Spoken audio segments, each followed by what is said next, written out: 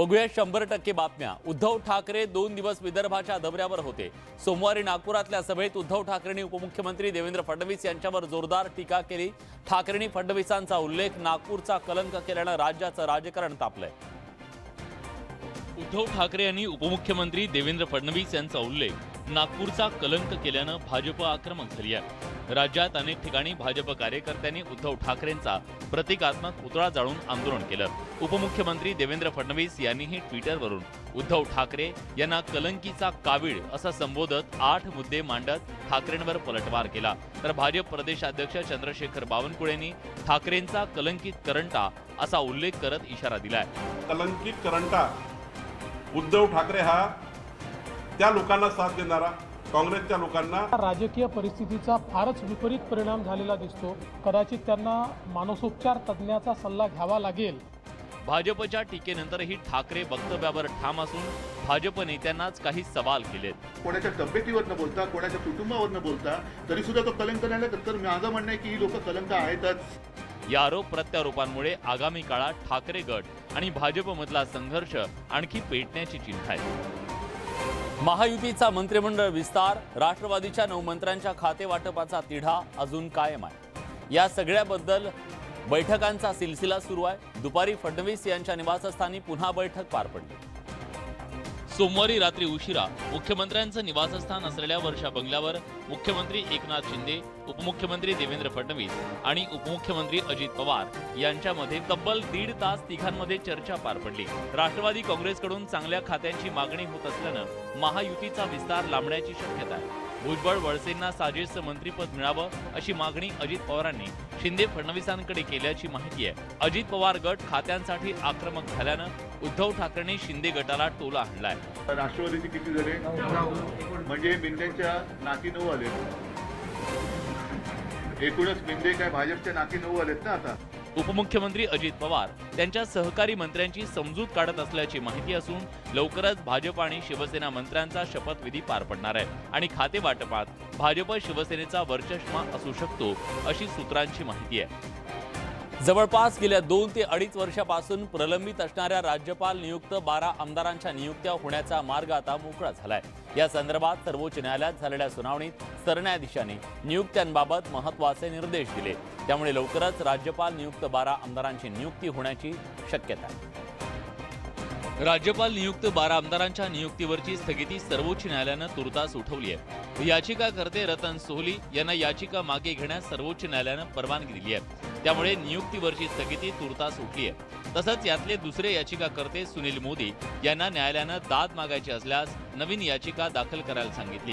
जून 2020 पासून 12 राज्यपाल नियुक्त आमदारांच्या बाबतीतला मुद्दा सर्वोच्च न्यायालयात प्रलंबित होता। या दरम्यान सरकारही बदललं। सरकार बदलल्यानंतर या नियुक्त्यांचा मार्ग मोकळा होणार असं वाटत असताना राज्यपालांनी महाविकास आघाडी सरकारनं दिलेली यादी परत पाठवली। त्यानंतर पुन्हा एकदा या नियुक्त्यांसंदर्भात आक्षेप घेण्यात आले। सप्टेंबर 2022 पासून सर्वोच्च न्यायालयानं या संदर्भात स्थगिती आदेश ठेवला होता। अजित पवारांनी आपल्या समर्थक गटासह शिंदे फडणवीस सरकारला पाठिंबा दिला। या राजकीय भूकंपानंतर शरद पवार आणि अजित पवार यांच्यातला संबंध काहीसे बिघडले। हेच बिघडलेले संबंध सुधारण्याचे प्रयत्न सुरू झाल्याचं मंगळवारी पाहायला मिळालं। अजित पवार यांचे पुतणे आणि श्रीनिवास पवार यांचे पुत्र युगेंद्र पवार शरद पवारांच्या भेटीला वायबी चव्हाण सेंटर इथं पोहोचले। श्रीनिवास पवार यांचे चिरंजीव युगेंद्र पवार आणि शरद पवार यांच्यात 15 ते 20 मिनिटांची भेट झाली। भेटीनंतर युगेंद्र पवार यांनी माध्यमांशी बोलायला नकार दिला। तर दुसरीकडे अजित पवार हे श्रीनिवास पवार यांच्या भेटीला गेल्याची माहिती समोर आली। श्रीनिवास पवार हे अजित पवारांचे सख्खे मोठे बंधू आहेत। याआधी 2019 मध्ये पहाटेचा शपथविधी झाला, त्यावेळी अजित पवार हे श्रीनिवास पवार यांच्या घरी होते। आता तशी परिस्थिती नसली तरी ज्यावेळी अजित पवार आपले मोठे बंधू श्रीनिवास पवार यांच्या भेटीसाठी जातात त्याचवेळी त्यांचे पुत्र युगेंद्र पवार अजित पवारांच्या भेटीसाठी वायबी चव्हाण सेंटरमध्ये पोहोचतात। त्यामुळे या भेटीचं टायमिंग पाहता कुटुंबात काहीतरी बोलणी किंवा चर्चा सुरू आहे का असे तर्कवितर्क लढवले जात आहेत। दोन्ही भेटी एकाच वेळी होत असल्यानं त्याची चर्चा रंगली आहे। नवी दिल्लीत राज्यातल्या काँग्रेस नेत्यांची महत्त्वाची बैठक पार पडली। या बैठकीत राज्यातील परिस्थितीवर त्याचप्रमाणे लोकसभा निवडणुकीच्या रणनीतीवर चर्चा झाल्याचं कळतंय। काँग्रेस पक्षाला मजबूत करण्यावर आणि जनतेच्या प्रश्नांवर आवाज उठवण्याच्या संदर्भात पक्षाचे सगळे नेते काम करतील असं ट्विट राहुल गांधींनी या बैठकीनंतर केलं. राज्य काँग्रेसच्या महत्त्वाच्या नेत्यांची नवी दिल्लीत महत्त्वाची बैठक पार पडली. या बैठकीला राज्यातील काँग्रेसचे 30हून अधिक नेते उपस्थित होते. या बैठकीला काँग्रेसचे राष्ट्रीय अध्यक्ष मल्लिकार्जुन खरगे, काँग्रेसचे नेते राहुल गांधी उपस्थित होते. पक्षश्रेष्ठींकडून महाराष्ट्र काँग्रेसचा आढावा घेण्यात आला. या बैठकीत राज्यातील राजकीय परिस्थितीबाबत चर्चा झाल्याची माहिती मिळते.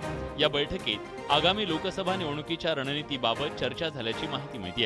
या विधान परिषद हो अपोजिशन में जिसकी तादाद जो अपोजिशन में जो लोग हैं उसकी तादाद जिनके पास ज़्यादा होगी उसका स्पीकर को अपोजिशन लीडर बनाना पड़ता है. येणाऱ्या राजकीय आत्ता सध्याच्या राजकीय परिस्थितीवर आगामी निवडणुकीवर संभाव्य उद्भवणाऱ्या परिस्थितीबद्दल आमची सर्व चर्चा झाली. आगामी निवडणुकांच्या पार्श्वभूमीवर काँग्रेसनं आतापासून कंबर कसल्याचं बैठकीच्या निमित्तानं समोर आलंय. राष्ट्रवादी काँग्रेस पक्षाचे ज्येष्ठ नेते आणि मंत्री छगन भुजबळ यांना जीवे मारण्याची धमकी देण्यात आली आहे. भुजबळांसह मंत्री दिलीप वळसे पाटील आणि धनंजय मुंडे यांनाही अशीच धमकी देण्यात आली आहे. या धमकी प्रकरणी अटक करण्यात आली आहे.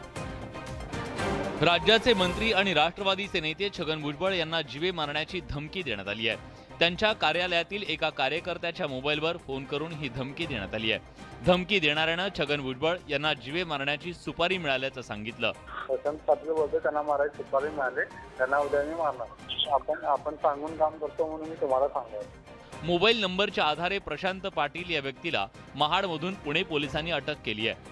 थोडासा मेंटली त्याला प्रॉब्लेम दिसत आहे प्रायमाफेसी आणि अजूनही तो दारूच्या नशेतच आहे. पवार कुटुंबीय कधीही हे काम करत नाही.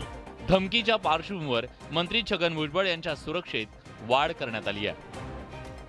एक अतिशय महत्त्वाची मोठी बातमी आपल्या हाती येते. राष्ट्रवादी काँग्रेसच्या मंत्र्यांचं खातेवाटप कुठल्याही क्षणी आता जाहीर होणार आहे आणि 9 मंत्र्यांना ही खाती मिळणार आहेत. भाजप, शिवसेनेचे मंत्री आणि त्यांची संख्या कायम राहणार आहे. काही मंत्र्यांची खाती ही राष्ट्रवादीकडे दिली जाणार आहेत. शासन निर्णय काढण्याच्या संदर्भात आता प्रशासकीय पातळीवर ही सगळी लगबग सुरू झालेली आहे. 8 दिवसापेक्षा जास्त दिवस झाले खाते वाटप झालेलं नव्हतं, त्यामुळे सगळ्यांची प्रतीक्षा होती. बिनखात्याचे मंत्री अशी टीका होत होती. तुषार रुपनवर आपले प्रतिनिधी आता आपल्यासोबत आहेत. तुषार, कुणाला कुठलं खातं मिळतंय? खाते वाटप जाहीर झालंय, जाहीर होणार आहे असं कळतंय? विलास, आपण जर पाहिलं असेल तर शेवटचे 24 तास उरलेले आहेत. शिवसेना आणि भाजपच्या मंत्र्यांसाठी आजची ही शेवटची रात्र असणार आहे. उद्या कोणत्याही क्षणी या ठिकाणी खातेवाटप हे जाहीर होऊ शकतं. त्यामुळे शिवसेना आणि भाजपा या दोन्ही मंत्र्यांचे प्रशासकीय अधिकारी आता लवकरात लवकर GR काढण्यासाठी आपल्याला या ठिकाणी धावपळ करताना पाहायला मिळतात. शिवसेनेचे मंत्री असतील किंवा भाजपाचे मंत्री असतील, ज्या ज्या मंत्र्यांकडे अतिरिक्त खाती आहेत ती अतिरिक्त खाती राष्ट्रवादीच्या 9 मंत्र्यांकडे जाऊ शकतात. त्यामुळे सर्व भाजपाचे आणि शिवसेनेचे नेते आता आपल्याला आपापल्या ठीक आहे, बघूया नेमकं कुणाला कुठलं खातं मिळतंय. नजर ठेवून राहा. यादी जाहीर झाल्यावर आपण प्रेक्षकांना लगेच ती सांगूया. वळ पुढच्या बातमीकडे. अजित पवारांच्या एंट्रीनंतर सत्ताधारी पक्षातल्या घडामोडींना वेग आलाय. सत्तेत अजित पवार आणि त्यांचे सहकारी आल्यानं भाजप आणि शिवसेनेत सगळं काही आलबेल नसल्याची देखील चर्चा आहे. या पार्श्वभूमीवर कृषी मंत्र्यांविरोधात सत्ताधारी भाजपचे कार्यकर्तेच आक्रमक झाले. छत्रपती संभाजीनगरमध्ये कृषी मंत्री अब्दुल सत्तार यांच्या विरोधात भाजपच्या कार्यकर्त्यांनी आंदोलन केलं. क्रांती चौकात सामाजिक कार्यकर्ते आणि भाजप कार्यकर्ते यांनी एकत्रित येऊन जोरदार आंदोलन केलं. यावेळी सत्तार यांचा राजीनामा घेण्याची मागणी करत घोषणाबाजी करण्यात आली. अब्दुल सत्तार यांनी अनेकांच्या जमिनी हडप केल्याचा आरोप करण्यात आलाय. ज्यांच्याकडून खंडणी वसूल केलेली आहे असे अब्दुल सत्तार यांची महाराष्ट्र राज्यमंत्रीच्या मंडळातून हकालपट्टी करावी, त्यांचा राजीनामा घ्यावा. जनतेला अब्दुल सत्तार आणि त्यांचे कार्यकर्ते छळत आहेत. अनेक लोकांच्या शेतकऱ्यांच्या जमिनी अवैधरित्या हडपलेल्या आहेत.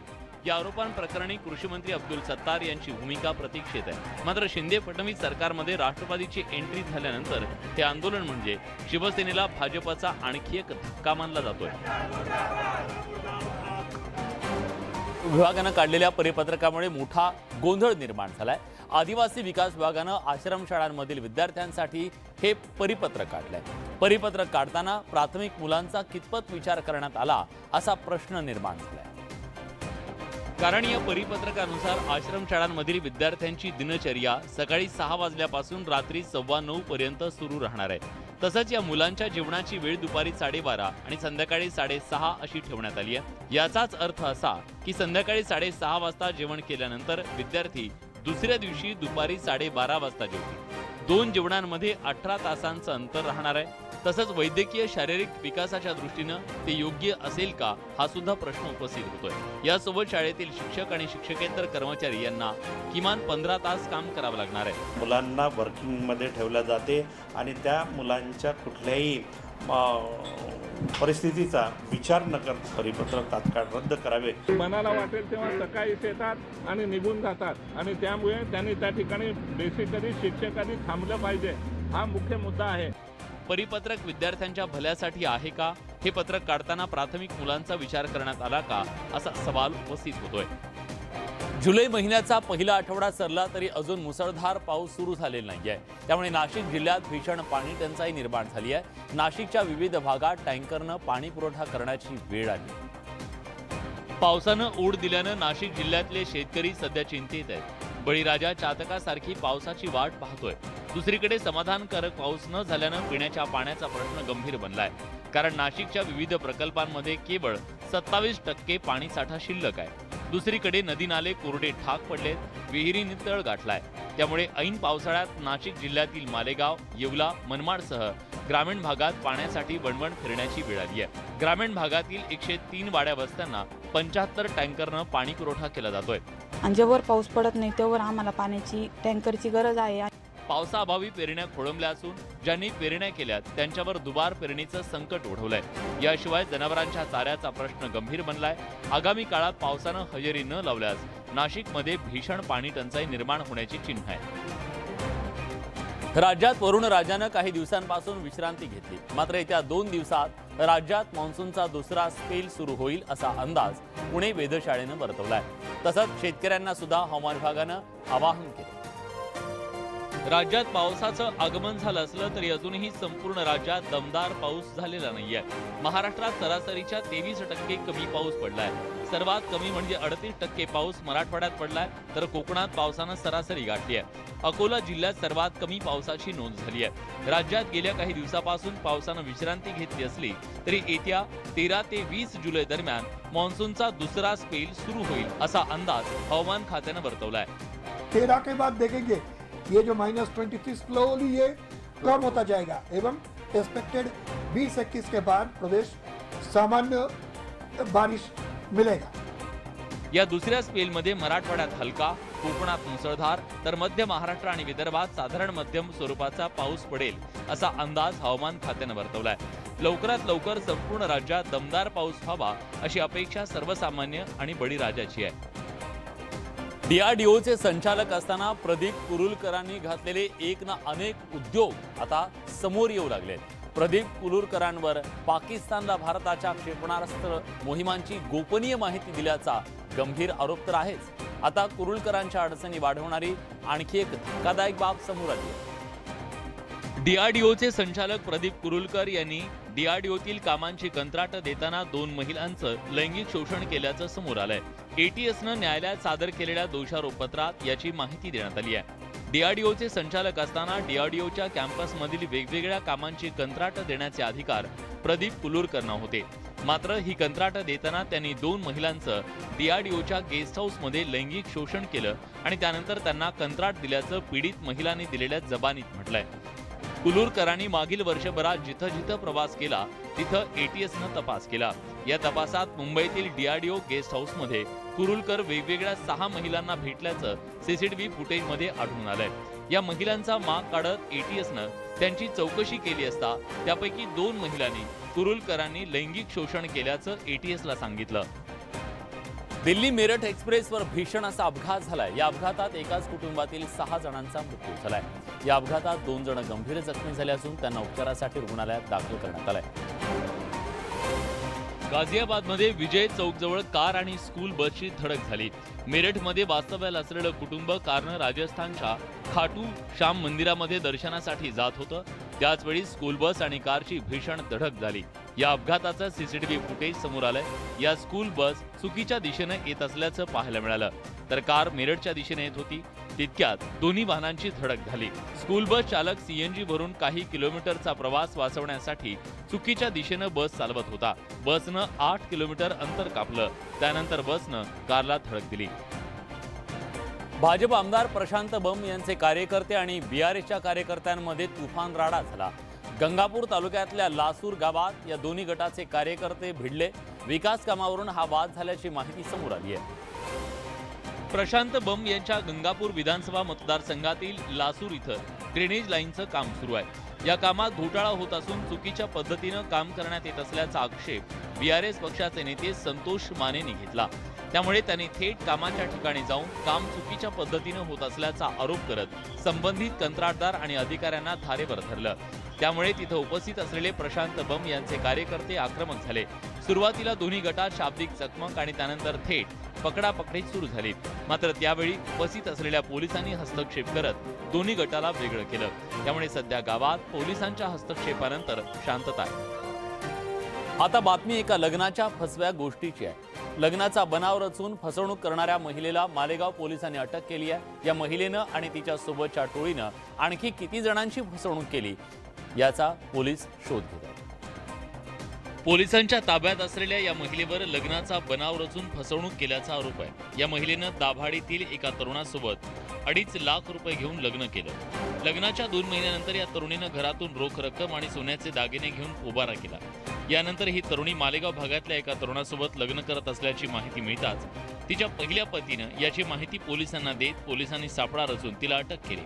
त्या महिलेने 2 लोकांची फसवणूक केली. फसवणूक अशी केलेली आहे की आपलं लग्न झालेलं असताना तिने पुन्हा पैशासाठी दुसऱ्या मुलांशी लग्न केलं, असं त्यांचं एक रॅकेट आहे. लग्नाच्या नावाखाली तरुणांची फसवणूक करणारी ही टोळी असून अटक केलेल्या तरुणीच्या इतर साथीदारांचा पोलीस शोध घेत आहेत. या टोळीनं आणखी किती जणांची फसवणूक केली आहे याचा तपास पोलीस करतायत. लॉटरी लागण्यानं करोडपती झालेल्या व्यक्तीबद्दल तुम्ही ऐकलं असेल. मात्र शेतात घाम गाळून पिकवलेल्या टोमॅटोच्या शेतीतून जुन्नरमधला शेतकरी कोट्यधीश झाला. या शेतकऱ्याच्या कुटुंबानं मागील महिन्याभरापासून आजपर्यंत 13,000 टोमॅटोचे क्रेट विकले आणि 1.25 कोटीपेक्षा जास्त रुपयांचं उत्पन्न मिळवलं. पुणे आणि नगर जिल्ह्यातल्या सरहदीवर वसलेलं पाचघर हे छोटंसं आणि टुमदार गाव.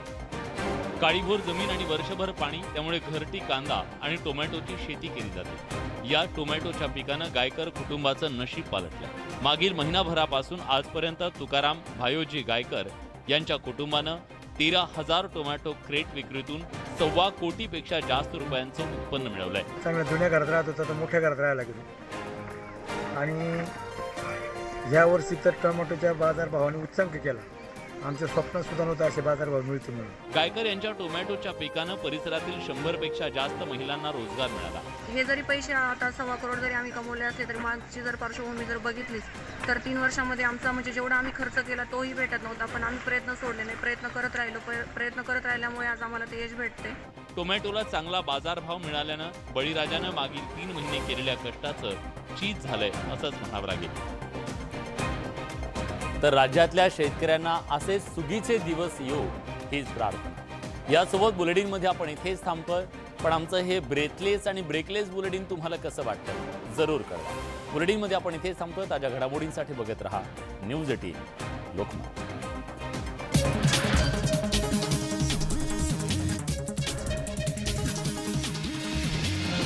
गणेश कुरुलकर